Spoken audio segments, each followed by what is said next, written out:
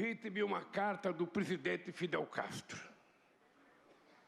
E na carta, o presidente Fidel Castro me comunicava... O presidente Lula, em seu discurso, revela ter recebido inspiração do presidente Fidel Castro de Cuba através da educação de seu país. Se você votou no presidente Lula, agora aguenta.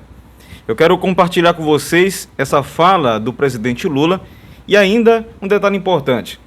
Mostrar para você que no relatório mundial, olha o que diz. Atualizado, viu? 2023. O governo de Cuba continua a reprimir e punir praticamente todas as formas de dissidência e crítica pública. Ao mesmo tempo, os cubanos enfrentam uma crise terrível na área econômica que afeta os seus direitos.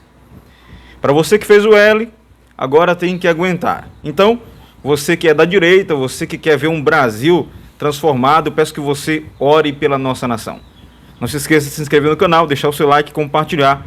Fica agora com a declaração do presidente Lula.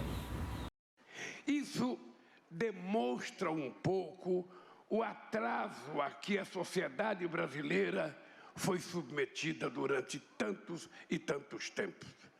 É por isso que muitas vezes a gente pega os dados socioeconômicos e a gente vê o Brasil tão atrasado. É por isso que a gente vê que o Brasil tem proporcionalmente menos alunos nas universidades do que o Chile. É por isso que a gente vê que o Brasil tem menos alunos proporcionalmente na universidade do que a Argentina. Porque em 1918, a Argentina já tinha tido em Córdoba a sua primeira reforma universitária. Em 1918, ela já tinha feito a sua primeira reforma universitária e o Brasil não tinha tido a sua primeira universidade. É só para vocês lembrarem, quando vocês estiverem na frente do espelho xingando alguém e falar que o país é atrasado, para vocês saberem que alguém quis que o país fosse assim. Alguém desejou. Então, quando eu tomei posse, eu não tinha nem diploma universitário e nem o meu vice de Alencar. Mas eu tinha adquirido consciência nas minhas lutas sindicais e no aprendizado que eu tive de que não existe na história da humanidade, e muito menos existia, alguma nação que tivesse se desenvolvido sem antes investir na educação. Ou seja, a educação é definitivamente a base principal pela formação intelectual, profissional e cultural de uma sociedade. E quanto melhor for a educação, mais a sociedade será forte, firme, e a sociedade será uma sociedade mais avançada, mais solidária, mais fraterna e mais humanista, que é o que nós estamos precisando nesse momento, nesse país. Gleison, eu estava no PT e recebi uma carta do presidente Fidel Castro. E na carta, o presidente Fidel Castro me comunicava que ele estava oferecendo 10 vagas para alunos filiados ao PT, crianças pobres, estudarem medicina. Eu fiquei atônito. Ou seja, como é que eu recebo uma carta de um presidente da República de um país oferecendo de graça para o PT 10 vagas na universidade? No começo a gente teve dificuldade de arrumar os meninos, porque a gente não tinha certeza como é que as coisas iam acontecer.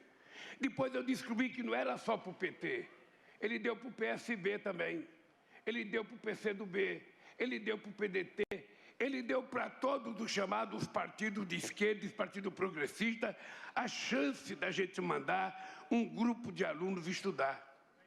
E o PT mandou 10 alunos. E passados 3 anos eu fui a Cuba e fui visitar esses alunos. E fui visitar a universidade. E eu fiquei pensando, se um país do tamanho de Pernambuco, porque Cuba tem 110 mil quilômetros quadrados, é igual Pernambuco. Cuba tem 10 milhões de habitantes, mas Cuba sofre um bloqueio econômico, sabe, desde 1961. Ora, se um país que está impedido de crescer, se não recebe recursos porque há o bloqueio americano a Cuba, consegue fazer uma universidade e oferecer vaga para estudantes pobres de todos os países da América Latina e de todos os países africanos. Não era só para o PT, era para todas as pessoas pobres, sabe, que tinham chance de fazer uma universidade.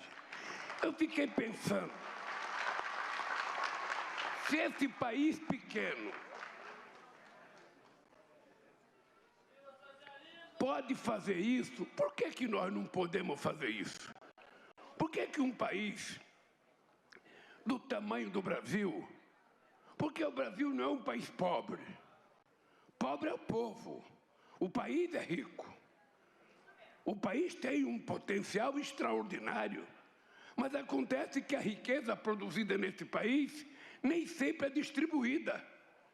Tem uma parte da sociedade que vai ficando com o resultado da riqueza e o povo, a maioria, vai ficando com o resultado da pobreza.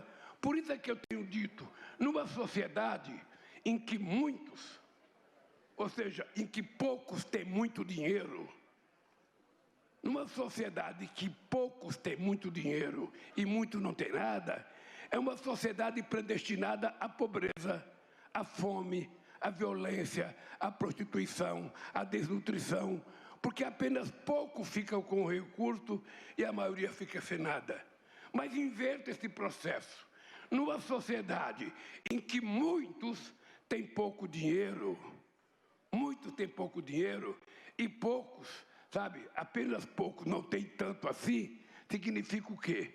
Significa distribuição de riqueza, significa que todos vão poder comprar o que comer.